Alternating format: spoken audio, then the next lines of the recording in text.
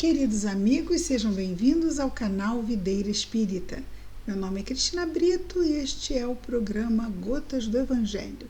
Aqui diariamente vemos as mensagens do Espírito Emmanuel recebidas através da mediunidade de Chico Xavier e reunidas no livro Pão Nosso, publicado pela Federação Espírita Brasileira. Vamos ver hoje a mensagem de número 170. Faltam apenas 10 para terminarmos aqui o nosso livro Pão Nosso.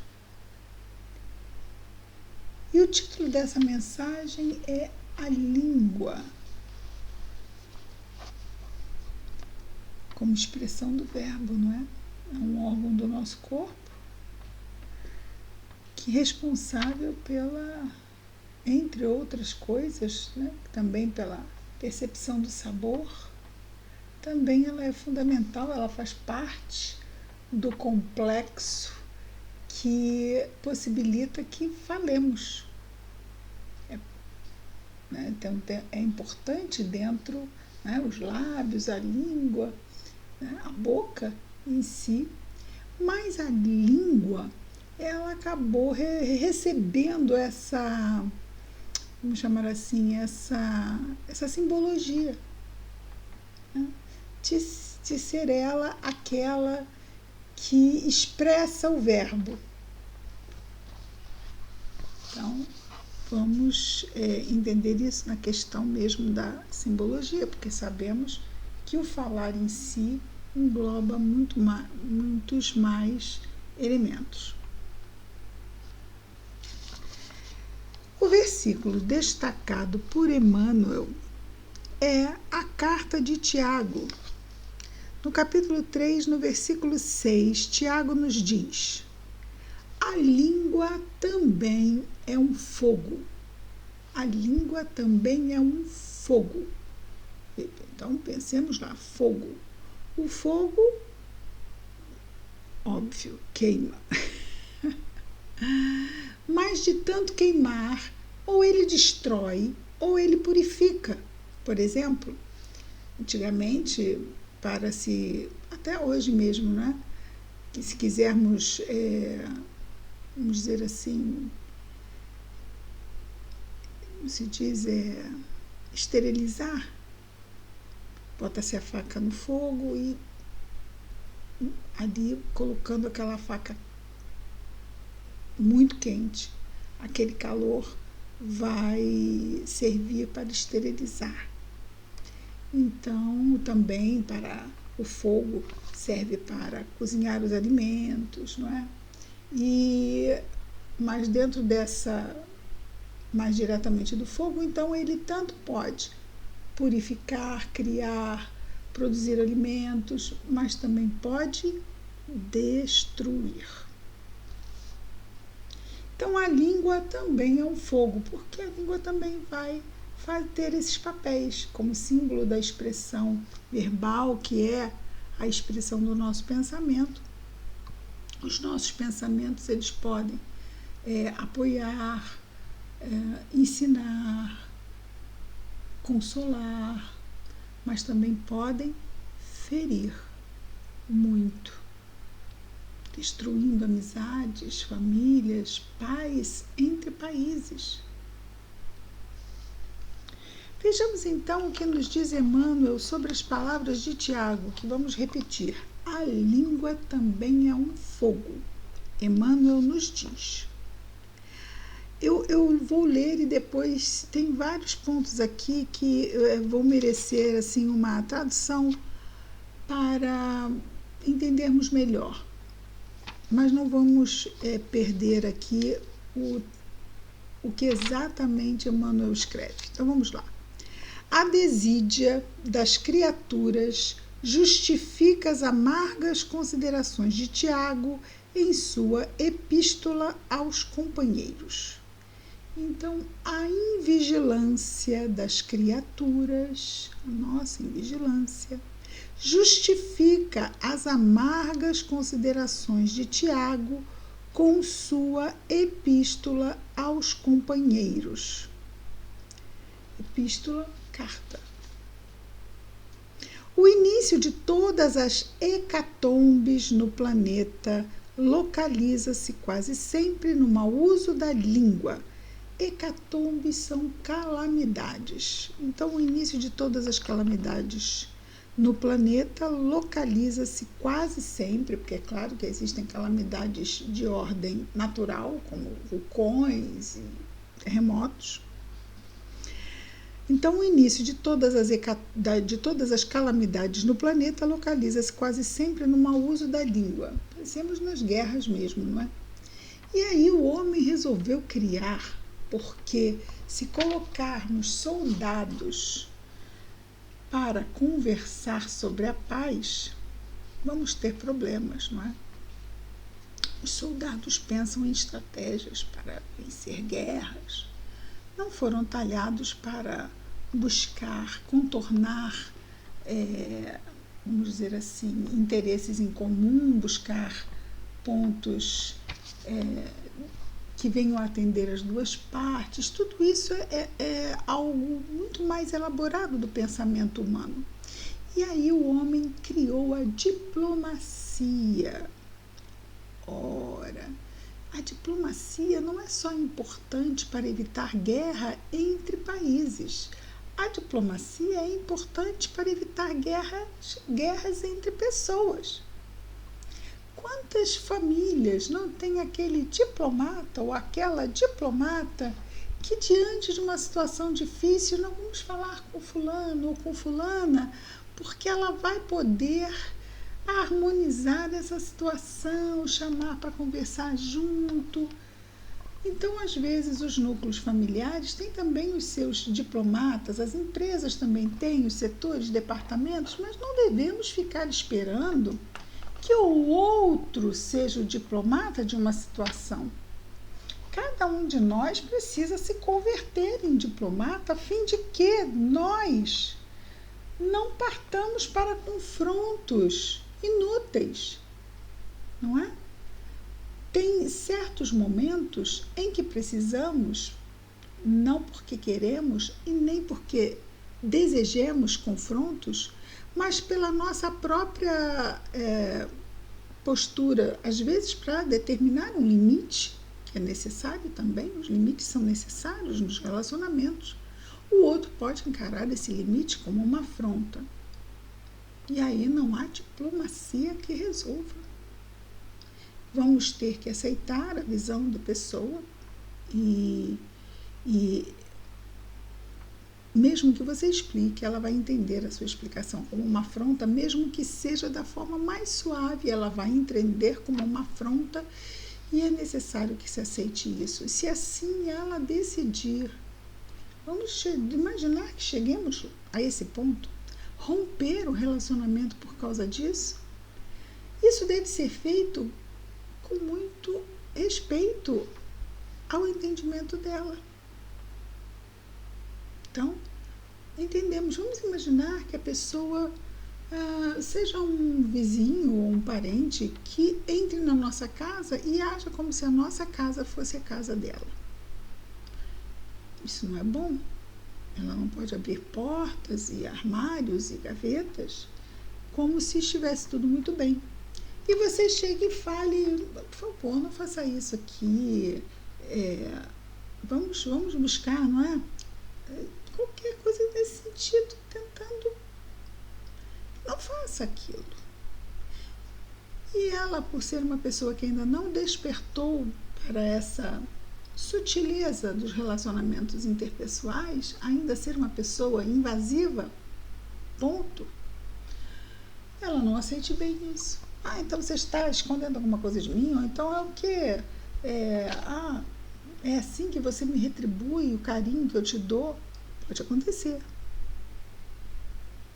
E ela sai ofendidíssima, batendo porta.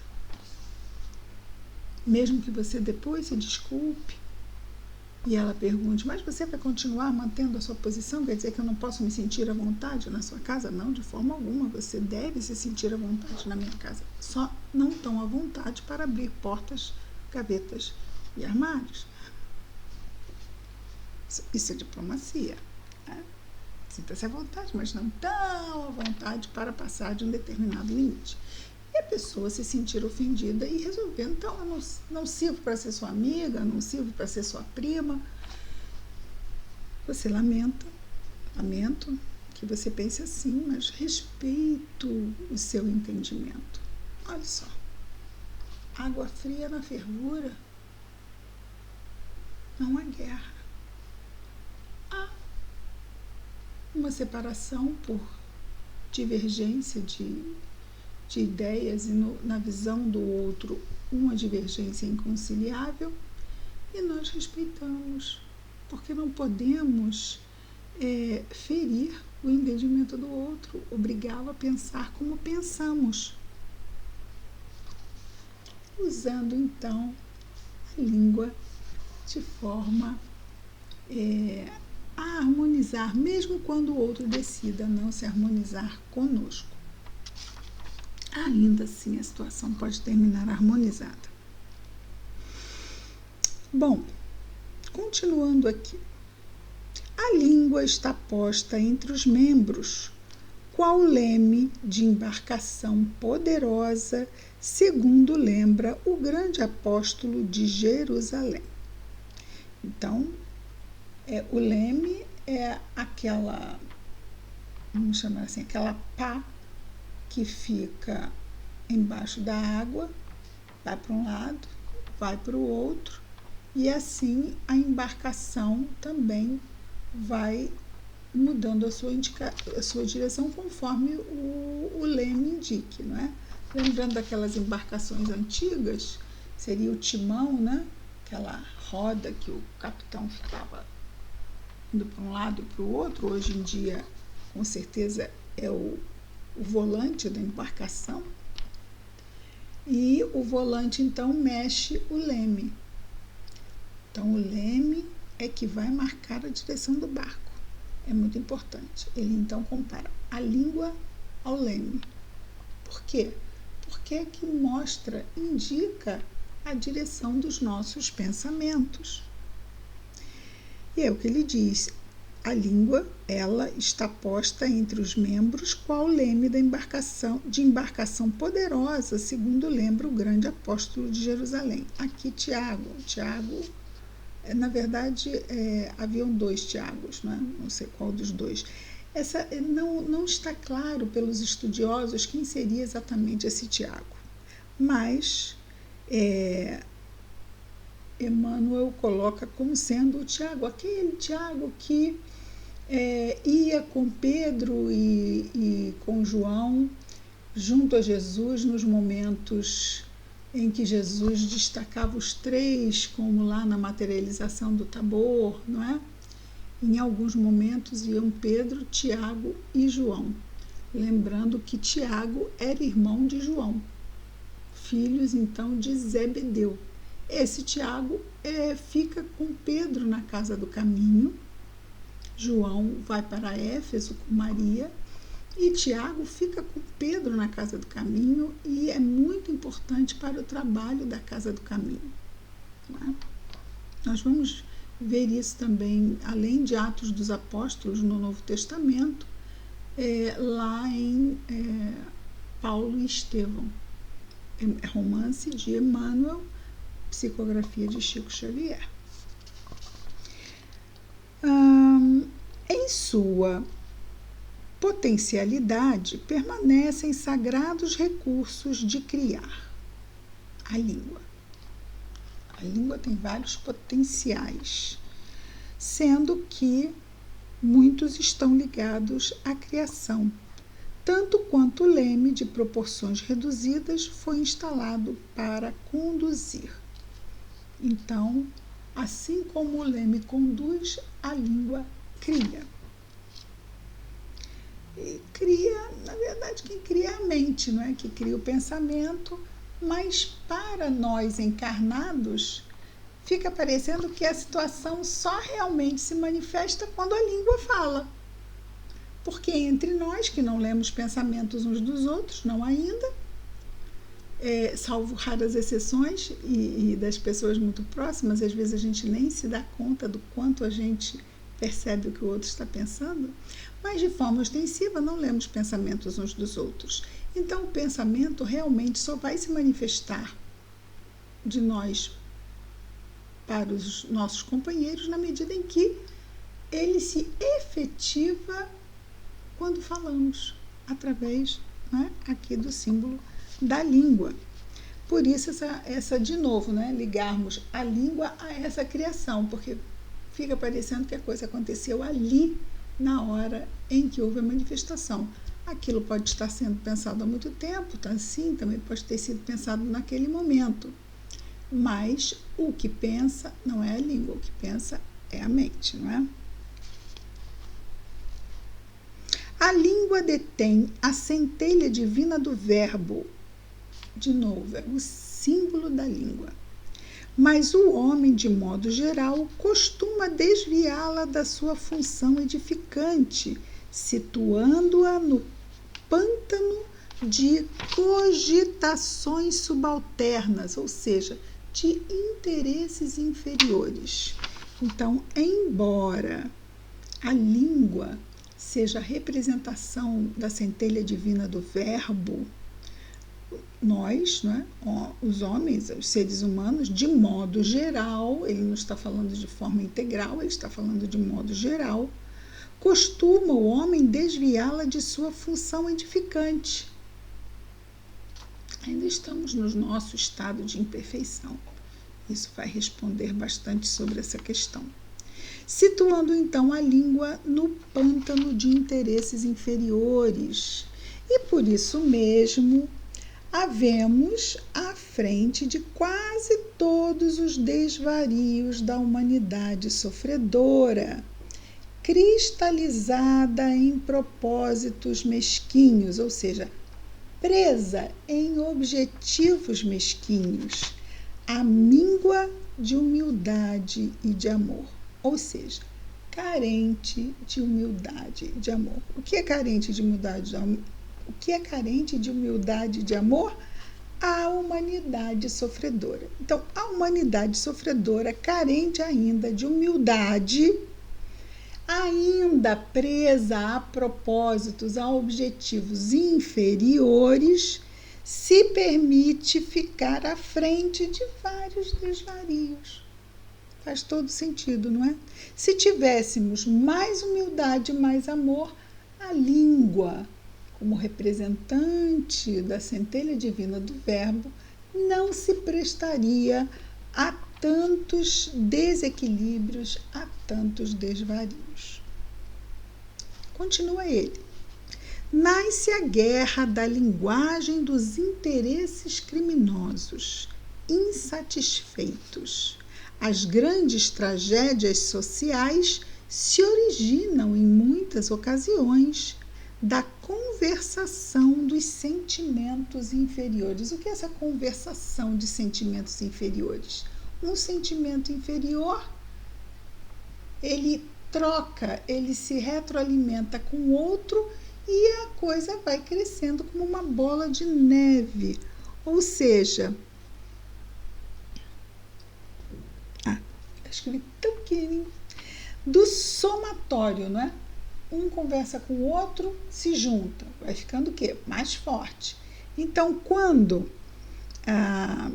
os nossos sentimentos inferiores, os nossos interesses egoísticos, a nossa mesquinhez, o nosso egoísmo, o nosso orgulho, quando eles vão conversando, vão se unindo, eles vão se tornando mais fortes, mas são partes de nós, somos só fortes porque nós os fortalecemos ainda com esses objetivos que desejamos. São os vícios, não é?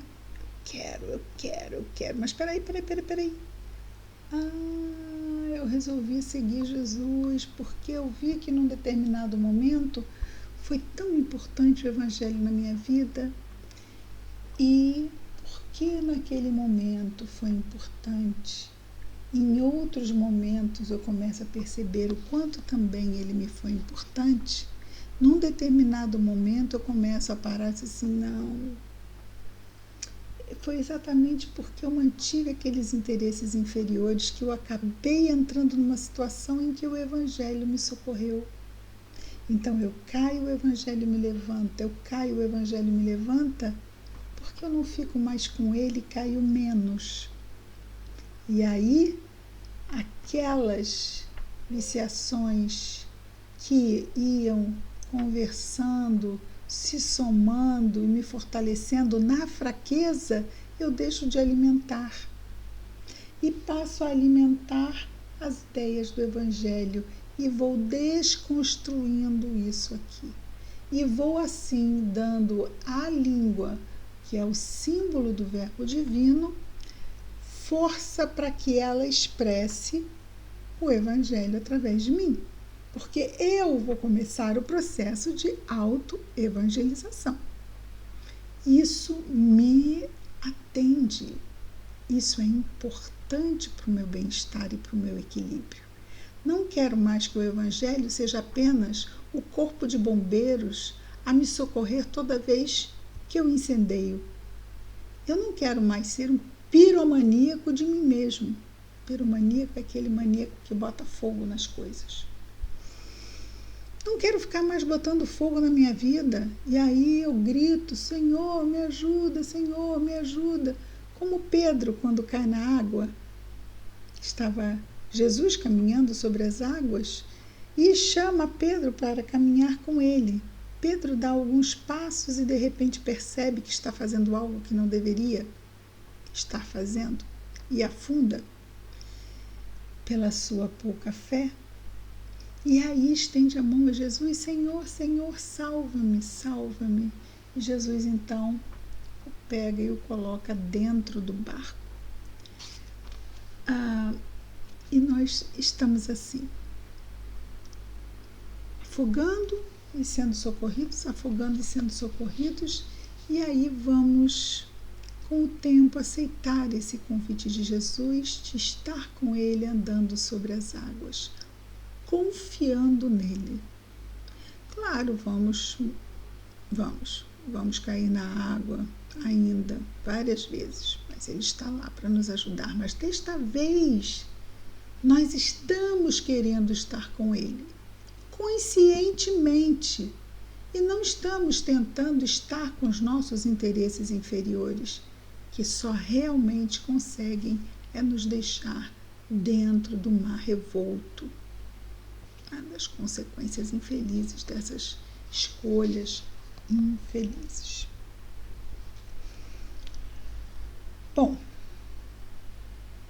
vamos então já caminhar para o final. Emmanuel nos diz: poucas vezes a língua do homem há consolado e edificado os seus irmãos. Reconheçamos, porém, que a sua disposição é sempre ativa. Quer dizer, embora isso ele está falando da humanidade como um todo, em todo o caminho da história, certo? Por isso ele diz que poucas vezes a língua do homem é consolado e edificado, e que sempre ativa é, por outro lado, a disposição da língua para excitar, disputar, deprimir, enxovalhar, acusar, ferir desapiedadamente. Às vezes até em grupos de amigos, ou grupos familiares, ou grupos de trabalho, nós vemos isso, não é? Conversas começam e aí nós temos o quê? Pessoas que estão tentando ver o lado positivo, trazer fortalecimento. Ouvimos aquele papo que um diz, está muito difícil, o outro diz, está muito difícil mesmo. Porque olha só quanta coisa horrível está acontecendo, eu acho que não vai dar certo isso, eu também acho que está muito complicado. Esse tipo de coisa não é simplesmente envenenar a vida dos outros, é ver tudo de uma forma tão largada ao léu. Quer dizer, cadê Jesus nessa história toda? Foi tirar férias em Vênus? Não está mais na terra? Então, pensemos. Excitar, disputar, deprimir, enxovalhar, acusar e ferir sem piedade. Dá para identificar se estamos fazendo isso. Não com relação à honra de alguém, mas com relação à situação de forma geral. Muitas vezes não nos damos conta como o nosso verbo é depressivo, desanimador, negativo. Não precisa ser assim. É claro que o verbo está sendo assim porque a mente está pensando assim. Mas e Jesus? Aquele que está andando sobre as águas e nos convidando para seguir com Ele. Aí dizemos, não, Senhor, não sou capaz, vou me afogar. Mas é Ele que está chamando e Ele está andando sobre a água. Ele não está pedindo nada mais do que Ele não possa fazer. E Ele disse que tudo que Ele fazia, nós podemos fazer e muito mais. E Pedro andou sobre a água. Por que ele não continuou andando? Porque se ele andou, ele mostrou para ele mesmo que ele era capaz de andar. Mas ele provou para ele mesmo e mesmo assim ele duvidou dele. Quantas coisas nós fazemos e provamos para nós mesmos que podemos e mesmo assim continuamos duvidando de nós. Emmanuel conclui. O discípulo sincero encontra nos apontamentos de Tiago uma tese brilhante para todas as suas experiências. E quando chegue a noite de cada dia, é justo que o discípulo interrogue a si mesmo. Terei hoje utilizado a minha língua como Jesus utilizou a dele? Fica aí o convite de Emmanuel para as nossas avaliações noturnas. Vamos orar? Querido Mestre Jesus, obrigado, Senhor, por mais este dia, pelas bênçãos que recebemos, pelos desafios, Senhor. Obrigada. Abençoa-nos em nossos esforços e vigilância. Abençoa-nos, Senhor, ajudando-nos a nos lembrarmos da prece. Abençoa nosso anjo guardião, Senhor.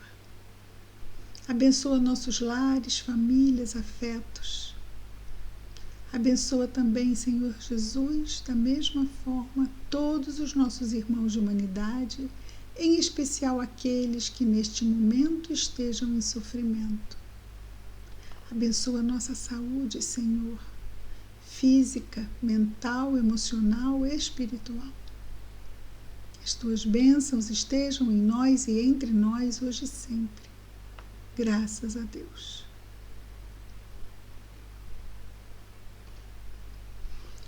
É isso, queridos amigos. Amanhã estaremos de volta com mais um programa Gotas do Evangelho. Muita paz a todos.